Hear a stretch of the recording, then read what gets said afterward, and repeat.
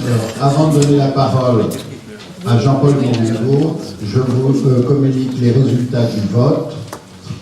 Edmond Estour a été élu comme candidat, comme membre titulaire de l'Académie, et les 17 candidats à un poste de membre associé ont été élus également.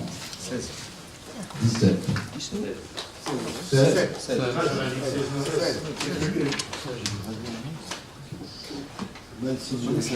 Oui, 16.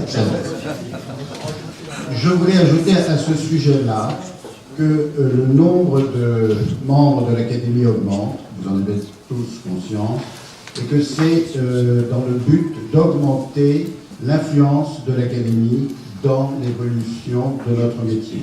L'Académie est une association, elle n'a aucun pouvoir sur l'évolution de la société, notamment de notre métier. Elle a par contre un pouvoir d'influence, d'une part par la qualité de ses séances, merci Monsieur le Président de la qualité de cette séance, et d'autre part par la notoriété de ses membres, qui sont d'autant plus nombreux, et cette notoriété d'autant plus grande qu'ils sont plus nombreux. Je vous remercie. Alors, Jean-Paul Ménengo est chirurgien, maxillofacial et plasticien à Henri-Mondor, et il va nous parler d'un modèle 3D, guide de coupe et réalité augmentée en chirurgie plastique et maxillofaciale.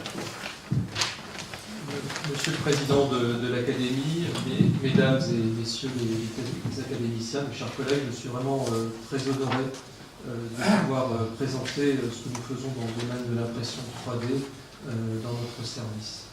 Donc, je vais vous parler de chirurgie plastique et maxillofaciale.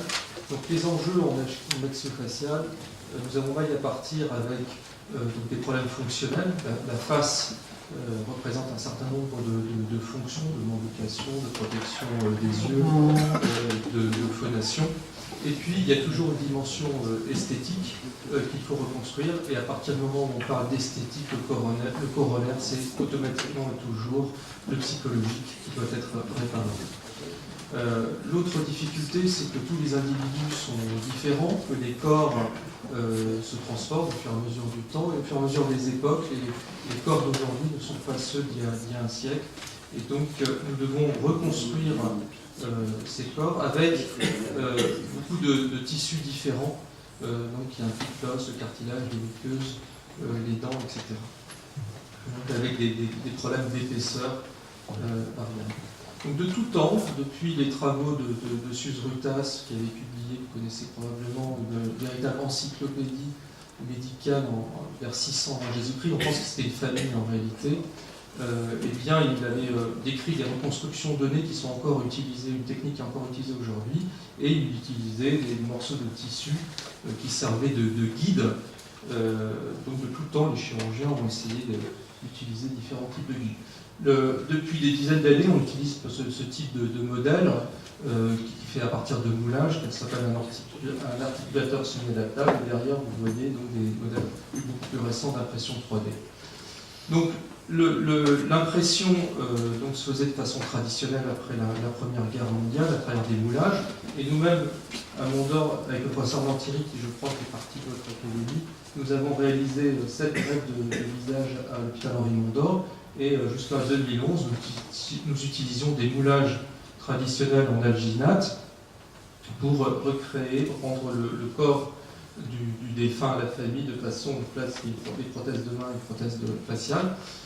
Donc c'était fait de façon traditionnelle jusqu'en 2011, et aujourd'hui, si on faisait une greffe de visage, bien sûr, on s'y prendrait autrement. Donc nous avons 2 axes majeurs en chirurgie maxillofaciale. C'est tout d'abord la création de différents types d'épithèses, et puis de l'autre côté, des dispositifs qui sont implantables, donc soit temporairement, qui vont servir de guide par exemple, soit de façon définitive. Donc de quoi a-t-on besoin? On va avoir besoin par exemple de guides de coupe pour réaliser par exemple des mâchoires à partir d'une structure que je vais vous montrer qui est rectiligne. On va créer une structure tridimensionnelle qui est une mandibule, des guides de positionnement, par exemple par rapport aux ostéotomies, la chirurgie orthodontique, l'avancée et le recul des mâchoires, des guides de forage pour réaliser des ostéosynthèses, pour mettre des implants dentaires, des guides de conformation, Donc nous allons avoir besoin de techniques de mirroring, ça a été montré par M. Rouge tout à l'heure, des créations de volume et encore une fois des prothèses et des épithèses. Donc dans le domaine des épithèses, beaucoup de progrès ont été réalisés depuis ces dernières années grâce aux nouveaux silicones. Vous voyez les types de couleurs qu'on peut obtenir, et c'est très utile. Par exemple, cette dame est centenaire, et donc étant donné son état de santé, pas son âge, mais son état de santé, il n'était pas question de reconstruire son nez. Donc l'épithèse a été une solution. Il y a des cas dramatiques qui peuvent être reconstruits comme ça, et ce patient également avait une contre-indication à la reconstruction d'oreille. Il tenait absolument c'est un Haïtien qui tenait absolument à retourner à Haïti reconstruit, donc il a pu, avec une intervention sous anesthésie locale, repartir chez lui. Les acquisitions d'images, eh bien, donc évidemment, on utilise le scanner, l'IRM, le code BIM qui a une définition meilleure du point de vue de l'os, et puis de plus en plus des scanners optiques. Donc ce que je vous ai montré pour les greffes de visage, aujourd'hui ça se fait tout simplement avec un scanner optique, et on a même des scanners optiques intrabuccaux qui permettent de prendre des empreintes dentaires et qui sont utilisées maintenant en routine. Donc l'enjeu pour nous, c'est à partir d'une structure comme celle-ci, rectiligne, d'arriver à reconstruire une mandibule et donc de créer des guides de coupe comme celui-ci qui vont nous permettre de gagner énormément de temps opératoire comme cela a été dit. Là vous avez un exemple d'un guide de coupe que nous avons réalisé nous-mêmes. Donc dans le service, nous sommes un certain nombre et nous enseignons aux internes à réaliser directement les guides de coupe. L'avantage aussi, c'est que quand on reconstruit une mandibule comme ça, on peut adapter directement la taille, la plaque, donc on la conforme directement et après on la rend et on la donne à stériliser. Donc on utilise en routine dans mon service, on a une salle dédiée que je vais vous montrer à l'impression 3D. Et donc quand on a des fractures complexes, on les comprend bien, on les imprime, on les montre en staff. On a deux imprimantes 3D qui fonctionnent 24/24, ça prend un petit peu de temps à imprimer. Là par exemple c'est une simulation, on fait beaucoup de féminisation de visage chez les transsexuels. Donc c'est un exemple vous voyez, on simule l'intervention avec des petites prothèses, etc. C'est un intérêt pédagogique très important, puis ça permet de mieux comprendre, puis d'expliquer aux patients ce que l'on va faire. Alors on fait aussi évidemment appel à l'industrie, parce qu'il y a des cas vraiment très très compliqués. Et donc là par exemple c'est un améloblastome, donc on a discuté, alors c'était un petit peu long de faire comprendre à l'industriel ce qu'on voulait exactement, il ne faut pas croire qu'en passant par l'industriel on gagne énormément de temps, par contre ça c'est impossible à faire nous-mêmes. Vous voyez c'est une prothèse en titane pur, donc qui est vraiment absolument magnifique, prothèse totale d'ATM, avec un résultat dont on est déjà à 4 ans, qui est absolument excellent, aussi bien sur le plan fonctionnel que esthétique. Et puis des guides de positionnement qui peuvent être réalisés. Donc là, voilà justement le cas d'un transsexuel qui a un visage donc forcément un peu masculin, avec un mâchoire carré notamment, les ordres mandibulaires. La simulation qui est faite devant le patient qui permet de dialoguer, donc en consultation. Donc ça c'est l'objectif. Et puis ça c'est l'opération, enfin le rendu final après l'intervention. Alors, autre chose que nous réalisons, c'est de partir, c'est vraiment la philosophie de la chirurgie maxillofaciale, c'est de partir du fonctionnel, c'est-à-dire de la position des dents, pour ensuite envisager donc la reconstruction, c'est-à-dire des greffes osseuses, des ostéotomies éventuelles, et puis la mise en place de guides de forage. Alors on souhaite aller maintenant un petit peu plus loin que ces impressions 3D et utiliser, et pouvoir même s'en passer. Pour cela, on est en train de travailler actuellement sur la réalité augmentée avec ce type de lunettes qui permettent d'avoir sur les lunettes un certain nombre d'informations. Quand on passe à la chirurgie plastique, donc là vous avez un tracker qui permet donc il y a une acquisition d'image qui a été faite. Là, le tracker qui permet de stabiliser l'image sur les lunettes, et donc on sait que la tumeur se trouve à ce niveau-là, et donc ça permet d'avoir une indication pendant le geste opératoire sur la localisation de la masse. Je montre un autre exemple. Donc là, c'est dans le cadre de la reconstruction mammaire par lambeau de Dieppe, et donc la localisation c'est un lambeau perforant, la localisation des perforantes. Donc, il y a un tracker pareil qui se permet de stabiliser l'image qui a été acquise avec un enjeu scanner, et donc de repérer les perforantes. Alors on veut aller encore plus loin, donc c'est réaliser des guides de coupe comme celui-ci, mais qui seraient virtuels. Donc ça par contre c'est pas encore d'actualité. Guide de coupe également pour donc couper un mandibule donc au niveau de la tumeur. Alors c'est pas complètement là c'est expérimental. En réalité c'est déjà utilisé dans le domaine dentaire, déjà depuis quelques années, pour la mise en place des implants dentaires. C'est un système avec une cible, si vous voulez, un système avec une cible et un point, et il faut mettre le point sur la cible, et ça permet déjà d'arriver à poser des implants dentaires. C'est un système qui existe et qui est commercialisé. Et donc on pourrait imaginer ce type de système qui nous permettrait de nous passer des guides de coupe, mais ce n'est pas encore au point. Donc ça c'est notre salle dédiée. Donc nos internes utilisent, c'est dommage, comment peut-on faire pour passer l'image.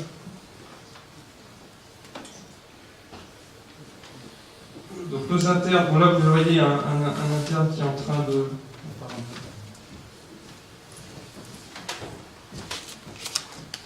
Donc vous avez un de nos internes qui est en train de préparer, de réfléchir sur une fracture particulière. Il est en train de préformer des petites plaques. Et puis sinon, donc, je vous aurais montré les deux imprimantes 3D qui étaient en train de tourner. Et puis, ce qui était à vous montrer également, c'est que maintenant on travaille aussi sur la réalité virtuelle. Donc avec une recherche en cours sur... donc il y a deux axes. Donc, un axe sur lequel j'aimerais bien travailler avec M. Marchand, c'est sur la pédagogie. Et puis un autre axe, donc c'est celui sur lequel notre recherche est en cours, qui consiste donc à travailler sur le patient lui-même. Donc cette recherche, on plonge le patient avant l'intervention dans un environnement virtuel extrêmement... Alors je vais essayer quand même, j'essaye de montrer la vidéo, vous avez peur. Alors je finis et puis éventuellement après je refais un essai. Donc ça c'est notre travail sur la réalité donc virtuelle. Donc le but, il y a une petite vidéo qui va peut-être passer, c'est de plonger le patient dans un environnement extrêmement sécurisant. Et donc on a fait des dosages de cortisone salivaire avant et puis de 2 minutes ou 3 minutes après, des mesures de cohérence cardiaque. On a pu vérifier que le fait de placer le patient dans ce type d'environnement diminuer complètement les facteurs de stress par différents paramètres que je viens de vous expliquer. Donc ça c'est la recherche qu'on fait actuellement, et sinon donc, on aimerait évidemment appliquer ça donc à la pédagogie. Donc là je vais repasser en arrière, je vais essayer de vous montrer la vidéo si vous voulez bien passer. Ici, voilà, je touche à rien.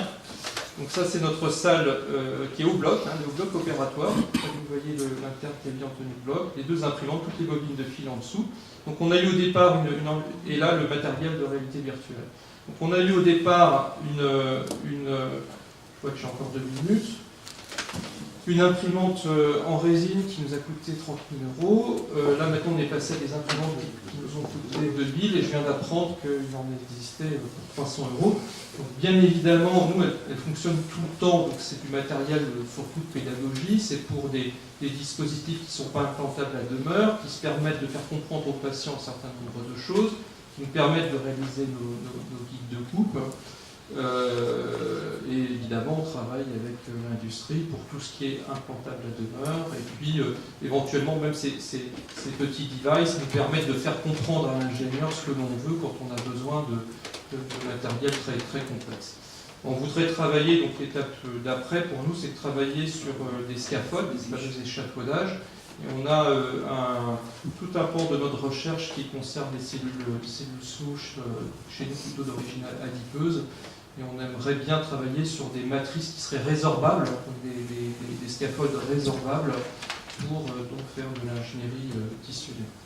Voilà, je suis à votre disposition pour les questions et merci beaucoup pour votre attention.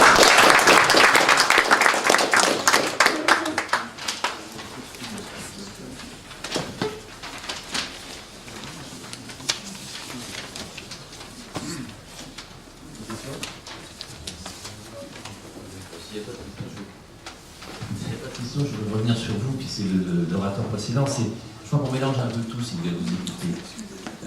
Notamment au point de vue du coût, il y a incontestablement un problème qui est assez simple, et je me retourne aussi vers l'orateur précédent. Il y a l'enseignement, la formation des jeunes où le malade ne change pas. Et puis il y a une autre chose qui est beaucoup plus passionnante, c'est la chirurgie personnalisée à l'individu. On sent bien aussi dans l'exposé précédent de M. Marchand, c'est-à-dire et chez vous c'est pareil, il y a des malades complexes pour lesquels il est invraisemblable d'aller faire de la chirurgie d'abord sans avoir un modèle pour la faire correctement d'une part, et d'autre part sans avoir des outils, je pense notamment à la création d'un maxillaire. Donc si vous voulez, je crois quand on discute du coût notamment et du business, parce que ce que vous montrez, de passer aussi en salle d'op, les belletages, etc. Si on se met à parler du coût, on n'en finit pas. Par contre, je crois vraiment qu'il y a deux choses différentes. Il faudra déterminer dans l'avenir, et je me tourne aussi vers Dominique Franco, parce que c'est le cas, je pense, des tumeurs qui sont coincées entre les veines sous-hépatiques, etc., où là, on a vraiment des besoins préopératoires, un, de simulation, et deux, éventuellement, de prothèses nécessaires à notre réalisation. Et pour moi, cela est totalement différent de l'enseignement dans les universités, qui est un modèle de base. Il pourrait d'abord commencer par aller sur un simple pelvic drainage, d'abord pour apprendre à faire les nœuds, on leur donne un simulateur humain et flexible et mou, une fois qu'ils ont déjà appris cette connaissance. Donc je crois qu'il faut bien que vis-à-vis de nos tutelles, on soit très clair sur ce qu'on veut. Dans l'exposé précédent, le vôtre, il y a des patients pour lesquels il est impératif d'avoir un modèle d'accompagnement virtuel avec une imprimante 3D pour pouvoir résoudre le problème. Et c'est très différent de l'enseignement de la chirurgie. Je ne sais pas comment vous voyez ça. Moi, je crois qu'on mélange tout, on entend tout aujourd'hui, mais c'est important de mettre tout. Non, il faut vraiment faire un distinguo, je crois que je suis d'accord avec vous. Il y a d'une part tous les cas particuliers pour lesquels on a besoin d'imprimer pour comprendre, et on n'est pas très loin de ce qu'on faisait. C'est pour ça que j'ai fait un petit rappel de l'historique. On a en fait, pour moi, c'est comme des cas très améliorés, des guides qui nous servaient déjà, utilisés quand j'étais interne, des guides pour dessiner donc un certain nombre de lambeaux qu'on voulait sur le nez du patient, par exemple, pour avoir une impression de ce qu'il fallait prélever au niveau du front pour reconstruire le nez. Donc ça, c'est des choses qui servent, donc, qui sont vraiment des guides améliorés au cas par cas. Et après, il y a vraiment la formation donc, pédagogique sur des interventions qu'on a énormément de mal à transmettre. Moi, dans mon domaine, ce sont les osteotomies. C'est très rare qu'on ait des internes sur des osteotomies. On voit très mal. Il n'y a que l'opérateur qui voit vraiment ce qu'il fait, l'aide à un mal fou à regarder et à examiner ce qui se passe. Et là, ce serait vraiment une grande aide de pouvoir former les internes avec un matériel spécifique. Donc, vous avez raison, ce sont des cas complètement différents et avec des coûts complètement différents. Ce que je vous ai montré, c'est presque gratuit. Les imprimantes qui coûtent presque rien, les logiciels sont gratuits, sont open source, sont gratuits. Pour revenir à la formation, je crois qu'il faut adapter, il faut, quand on veut enseigner un geste, savoir exactement les objectifs et décomposer le geste. On n'a pas besoin d'un cochon pour apprendre à faire un nœud en célioscopie, et donc adapter le simulateur à ce qu'on veut enseigner à l'étudiant. Et donc je pense qu'on pourra beaucoup diminuer les coûts d'enseignement pour nos étudiants si on arrive à faire à raisonner comme ça. Pour la pyéloplastie dont on parlait tout à l'heure, finalement, si l'objectif c'est de savoir faire en célioscopie 5 points de 5-0, eh bien on n'a peut-être pas besoin de ce modèle. Peut-être qu'on aura besoin de ce modèle qu'on vous a montré pour l'abord ou pour savoir comment on taille le bassinet. Donc je crois qu'il faut vraiment qu'en pédagogie, on ajuste nos simulateurs à ce qu'on veut réellement enseigner. Je crois que vous avez raison, il faut vraiment cerner les quelques indications qui sont vraiment difficilement transmissibles, des opérations à ciel ouvert qui sont faciles à transmettre en compagnonnage, et il y en a d'autres où on sait nous-mêmes, on les a comprises que quand, malheureusement, quelquefois après quelques échecs. Donc, ce soit celle-là, à mon avis, qu'on doit vraiment cibler. Une réflexion qui est quasi philosophique à propos du ça. Je pense qu'on parle beaucoup de la chirurgie hépatique. Il y a presque une poudre aux yeux qui a été lancée dans la reconstruction tridimensionnelle des tumeurs, leur placement par rapport aux veines sus-hépatiques. Quand on sait que finalement le principe c'est de passer à distance en marge saine et d'avoir une coupe à distance de la lésion, et que maintenant avec les angio-IRM, avec les scanners, on arrive à avoir des reconstructions, surtout si on utilise l'échographie péropératoire parfaite, je me demande si quelquefois on ne se crée pas en tête des besoins qui sont pas absolument nécessaires pour faire une excellente chirurgie. Parce que je ne suis pas certain qu'il y a besoin de ce que j'entends dire, de ce que j'ai pu voir, de mon voyage à Strasbourg ou ailleurs, d'avoir des reconstructions magnifiques des tumeurs d'envoi pour faire une chirurgie parfaite. Je pense que les chirurgiens hépatiques qui sont dans la salle et qui ont une certaine pratique comprendront ce que je veux dire. Je peux répondre par rapport à ma discipline. Le foie, je ne connais pas. Mais par contre, ce que je vous ai montré au niveau des tumeurs mandibulaires, le problème technique que nous avons, c'est qu'il y a souvent un envahissement intramédulaire qui ne se voit pas pendant l'intervention, qu'on ne peut pas voir. Donc, par contre, il se voit très bien à l'IRM. Et là, le guide de coupe vraiment apporte une plus-value. Ça, vraiment, on est sûr. Parce que on voit la tumeur s'envoler au niveau de la gencive, etc. Mais il peut y avoir un envahissement intramédulaire qui va nettement plus loin et qui, lui, pourra être repéré par l'IRM. Oui, juste pour dire sur le foie, la personne en parle un petit peu. Je crois quand même que c'est assez intéressant parce que moi, pour l'avoir vécu, donc on a fait les modèles en 3D où, puisque la chirurgie des tumeurs du foie, évidemment, c'est les rapports vasculaires, notamment avec les pellicules wilsoniens, et puis il y a les tumeurs du confluent carosus hépatique. Et donc là, on peut, effectivement, à partir d'une imagerie, faire de la reconstruction 3D sur les vaisseaux, sur la tumeur, sur les rapports de la tumeur avec ces vaisseaux, et la veille sur le bureau, etc. On peut développer, on ne peut pas enseigner la technique chirurgicale, peut-être à proprement parler, mais ne serait-ce que la stratégie chirurgicale. C'est-à-dire que la stratégie chirurgicale, on peut beaucoup plus la prévoir quand on a effectivement le rapport de la tumeur en 3 dimensions par rapport au vaisseau. Les remplacements en cave ou pas, réimplantation des rectus hépatiques, plastie portale, etc. Tout ceci, c'est extrêmement important de considérer et on peut le prévoir. Donc je pense qu'en termes pédagogiques, c'est extrêmement important. Et peut-être que dans votre domaine, moi je ne connais pas bien votre domaine, la réalité augmentée pourrait être une aide, c'est-à-dire avoir en surimpression et la tumeur et les vaisseaux avec des couleurs différentes. Et avec un tracker qui peut jouer en même temps que la respiration, ça peut peut-être être une aide dans votre domaine. Moi aussi, puisqu'on parle du foie, on appartient à une génération qui a été éblouie par l'imagerie. Et donc, on regarde un scanner, on s'imagine tout. Mais je pense que la génération suivante, elle va dépendre probablement des modèles 3D. Et donc, ils vont très naturellement glisser vers ce genre d'enseignement et d'éducation. Est-ce qu'il y a d'autres questions pour Jean-Paul Méningou? Bon, Jean-Paul, merci beaucoup.